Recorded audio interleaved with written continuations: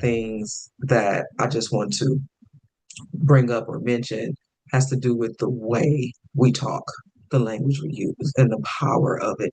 And so, as you're developing this voice and this lens to look at things and say, that don't seem right. Well, why would you do that if this, that, and the other? And you start to question, right, your elders, because that's what we talked about, like the space, right? And what that starts to look and feel like when you start to question your elders. You might get popped, you might get shunned, right? You might start fights, like all kinds of things can happen when you start to question your elders. It's not always this loving environment of, oh, you got questions? Let's talk about it. I'm open to that. And that's the environment I create for my child because Hmm. I don't want to replicate that pattern, but that's not necessarily always what you're going to receive. But I think there's so much power in language and the way you talk about it. And so if you say, for example, to my mom, well, you slept with all these men, so how you gonna give me advice on what I should be doing in my relationship? That's one way. And I don't think that's going to land well. It's not going to bring you all closer together. It's the truth, and it's your real truth. But that's one way of using the power of your language, right? Another way to use that same power is, wow, mom, like that had to hurt. That had to feel away. Like if you could talk to yourself then, right, knowing what you know now, what would you tell yourself to do differently? That's going to elicit an entirely different conversation from her Hmm. about the same things, right? But it's invitational. It opens the door. It allows for understanding and it doesn't judge her. Yeah. And so the power of our language when we're having these conversations is just one of the pieces I didn't want to leave out of the space because when we're talking about these echoes and how it shows up in us, and then we get angry and we feel things and we want to say stuff and like, wait, well, why you do that? That didn't make Hmm. sense, right? We feel all these things. But it's also important for us to understand how we speak to people. And just because we get right to now have the tools to break what broke them, right? There's power in how we do it too. Yeah. And you can't be reckless with it. And it's very important that you do that. And we sometimes tend to be reckless. We may not have learned that etiquette, right? How to be couth about it, how to be inviting and loving and gentle, especially if it wasn't modeled for us. So now you got me not only showing up, looking at patterns and things and questioning them in a way that helps to break those cycles, but now I have to also do it in a loving way when that wasn't modeled for me either. So yeah, the onus really becomes on us to learn new skills and new ways of being and new ways of engaging. But it's still an opportunity. It's still an opportunity and an honor for us to be able to get to do that as opposed to having to do that. It's all in your perspective, but it is a necessary part of the game because it's a way to do it. Yeah, I would think of So, the saying God's protection. No, God's rejection is God's protection. So it's kind of like we knew you was about to come up in here with the wrong language. So you bring that back over there, and that's when you go into introspecting, you start figuring it out, and you come back in a healthier way where you can have it more as an invitation, more of a conversation instead of a confrontation. Like there is a time in being, once you realize something, there's a time to be able to bring it up in a way where now I have this information. Here's how I feel about it now. Where is it going now? Where is my feelings going now? Instead of abruptly going like, no, now I get it. Now I get why I did this. No, this is your fault. So that's an important way. The language is so, so important. And like, even just thinking about the rejection you get from in the beginning, like, it is kind of protection because you could start up a World War III if you don't bring up something in a way that is, healthy even in your own heart. You're questioning it in a healthy way, but they haven't gotten the tools and figured out everything that you have. Okay, so you have to bring it in a way that's, hey, I just want to learn. I want to understand this more. I want to be connected with you in a way that yes, these things hurt me. Yes, in the past I might have, because there's stuff that has happened in the past that a lot of people feel like, especially for family members, that they cannot come back from. And I've never been absolutely. that way. I've even as a kid, I think maybe I was very I don't want to use the word gullible, but I was very, like, yeah, things could work out. Like next Christmas we'll be together, but like, but in a way, I still believe that. I still believe that we just all have to do our own personal healing to do that. We can't just be like, well, this happened to her and she's got to figure it out and she wants to talk to you. And like, there's something beneath that has to happen before these things can come back to surface, or Mhm. it's just going to be an eruption of a volcano. Mhm. Um, one thing I Interruption. want to kind of, since we're talking about bringing up something in a way that maybe doesn't feel right in that moment, like what parts of your story feel like they're living in your body when you are coming to terms with things that have happened around you and maybe even seeing the resemblance or cycles of, I did the same thing. Dang, ain't that a, like, how is that living in your body? And it's not just a memory. Oh my gosh. I think the biggest thing for me, and I see this pattern being repeated so frequently, but because my mother grew up with a lot of sexual abuse in her life and in her childhood, and I was aware of this. And for most of my mother was with a man and his mistress from the time I was 2 years old, well into my adulthood. So I grew up with, and this was, mind you, the best relationship of her life. So when being a mistress is your peak, imagine how horrible, right? Like the other things had to have been. So I'm growing up in this world where we the side family. And so the things I'm learning and the things I'm seeing, it's clear to me I don't want that. Okay. I'm worthy of something else. What I didn't realize that me holding the energy of, I don't want this, I'm not going to do this, Mhm. I'm not going, me holding all that energy of what I'm not, I end up attracting just that. And that was something I did not understand stand at all. So it lived in me, it lived in my world. Although I kept saying it was no. And I felt like that was the driving factor. And I know who I am and I know what I'm doing. I'm still holding on to that energy. And so I'm attracting that very thing to me. Yeah, I think that's so important to even realize that, spiritually in your body, like you are attracting things that are where you are at, Hmm. way deep inside. And we don't Yeah. think that. That was my idea too when I went off to college. Well, I know I don't want this. I know I'm seeing this. Yeah, I got it in the bag. I'm nice. I'm cool. I'm cute. Like I got it. And no, like my peak was, I guess I would like to say my peak was my childhood crush because my peak right now is my child's father, and that is like, oh my gosh. So that is another way where you could look at, and it's those situations where, but I did all of this, or I thought all of this, but I didn't connect the mind, body, and spirit. I didn't connect all of those. That part, that part. Hmm. And I knew God. I had church. I had like all of those things. Those were there. But the true connection of my mind, body, and soul didn't come until much later. And I have a lot of theories around why that is. But at the end of the day, you don't attract what you want, you attract what you are. And I was holding on to all of that energy. And in addition to that, there's the tension or heaviness, right? This invisible weight that lives in my neck and shoulders, right, on a regular basis. Like it got to the point where this was just how I am. This is just what it is.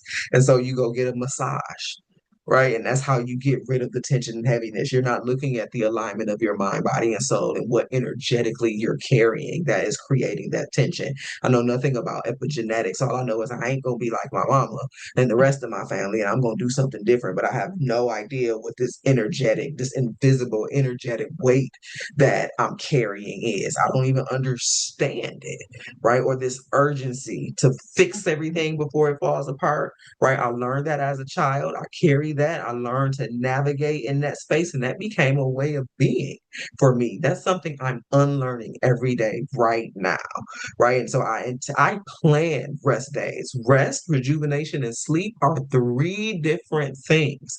And so sleep is going to happen naturally. There is a bedtime, right?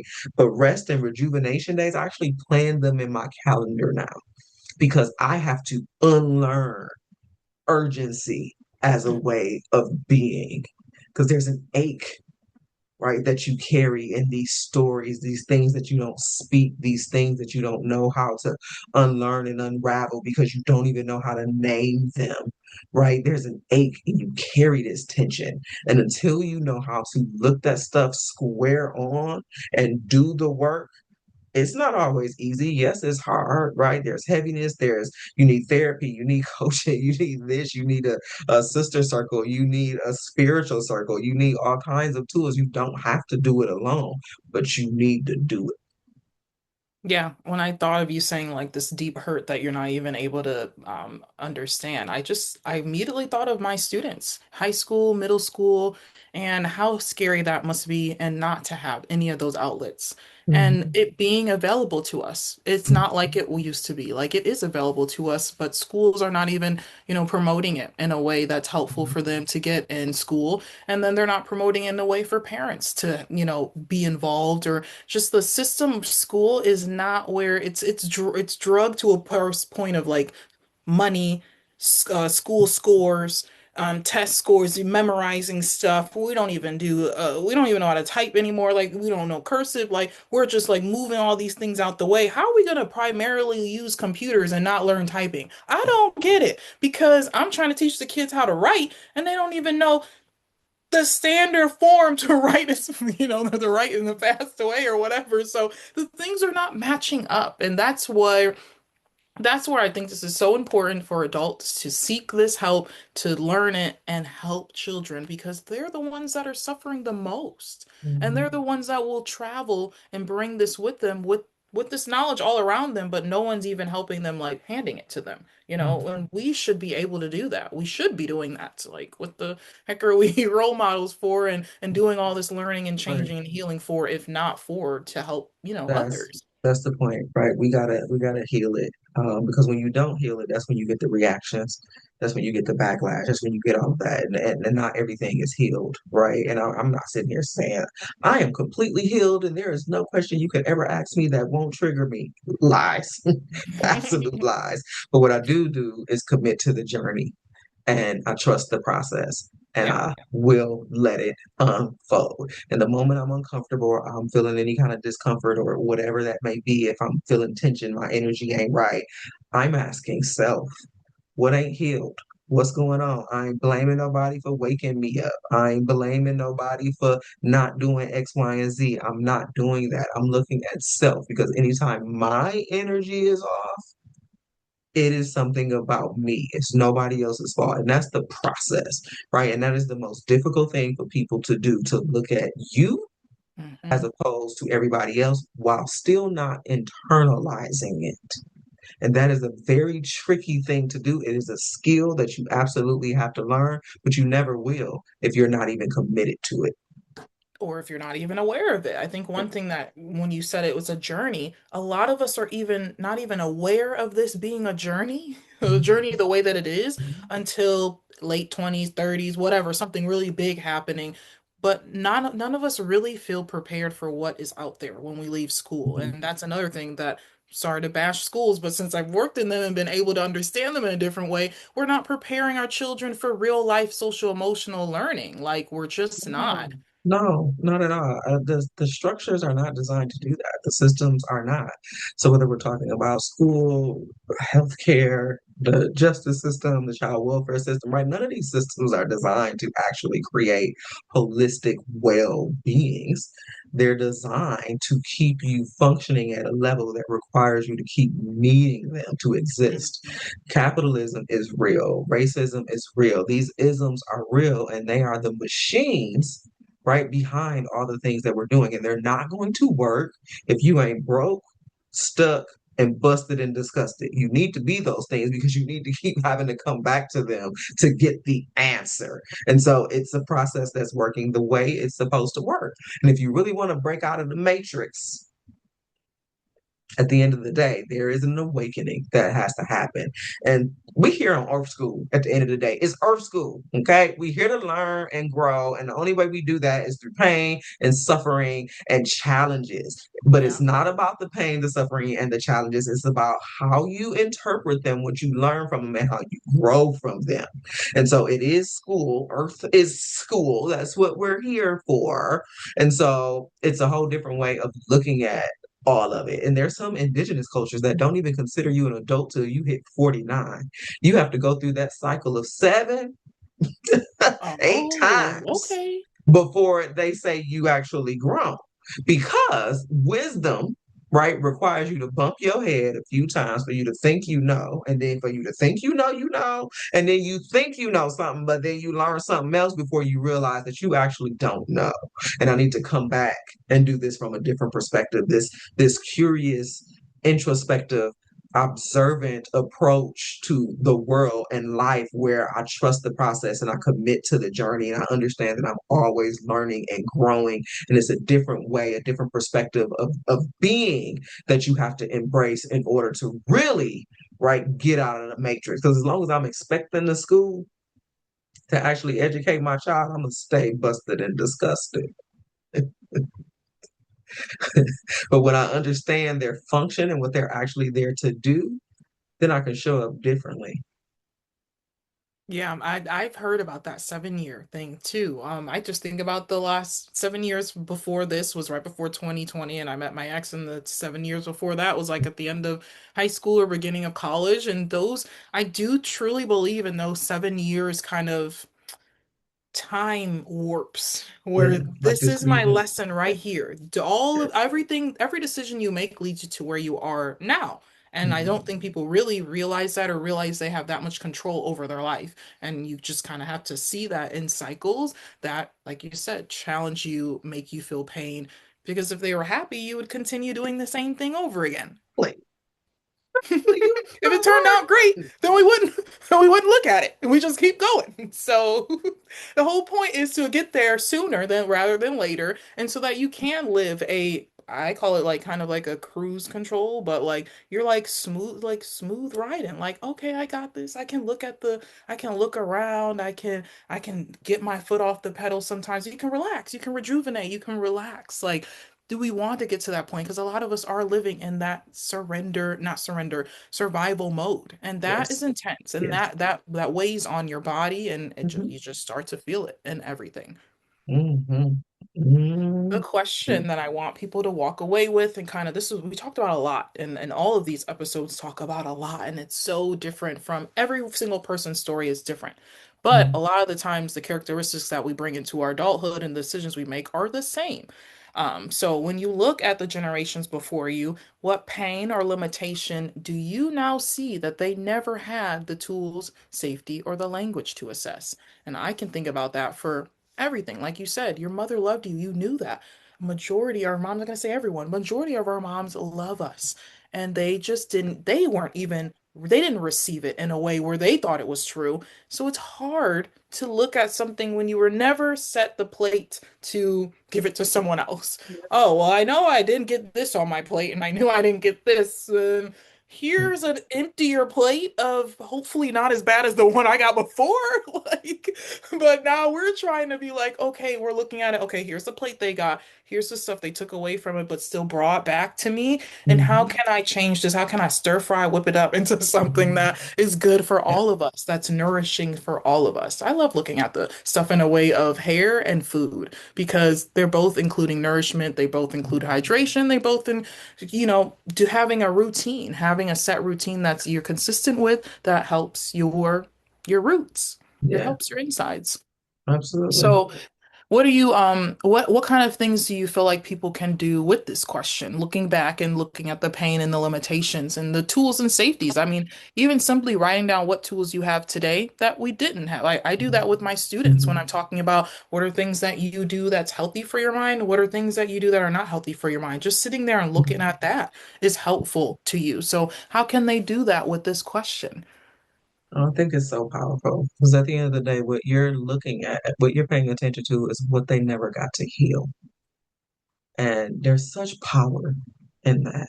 Because when you can respect that and you can clearly see that, then you can see why they did what they did, why they made the choices that they made, and why things turned out in their lives the way they did.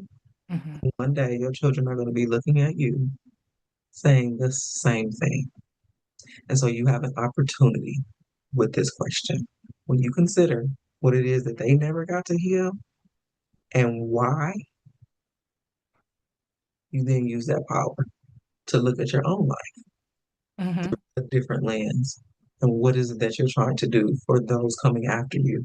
And this is whether you have children or whether it's just the generation that's after you, because you don't have to actually bear children or adopt children in order for this to happen. There's still a generation that came after you that is paying attention to you and what you're doing. And so when we think about that generation, right, in the context of what you're talking about, Janelle, and the whole purpose of all of this work is about that next generation.